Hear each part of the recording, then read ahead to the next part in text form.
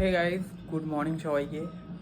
তো কালকে তো যেই বৃষ্টির জল জমে গেছে কলকাতার ভিআইপি রোডে, তো সেই ভিডিওটা যে পরিমাণে লোকে ভাইরাল করে দিয়েছে মানে ধারণার বাইরে। ইনস্টাগ্রামে তো দেখছি প্রায় 4 লাখ হয়ে গেছে, আর ফেসবুকেও প্রায় লাখ লাখ ছবি এবারে, মানে এত ভাইরাল হয়ে গেছে। কালকের ওই হলদিরামের আমার করা জল ভরে গেছে রাস্তায় ভিআইপি রোডে, সেটা ভিডিও করেছিলাম, ওটা এত ভাইরাল হয়ে গেছে আমিও ভাবতে পারিনি এত ভাইরাল হবে। আর যা কষ্ট করে ভিডিওটা করেছিলাম, বাসের মধ্যে দাঁড়িয়ে, জানলার ধারে দাঁড়িয়ে, কোনো রকমে হাত দিয়ে এদিক ওদিক করে ভিডিও করেছিলাম। তো যারা ভাইরাল করছো তাদেরকে থ্যাংক ইউ।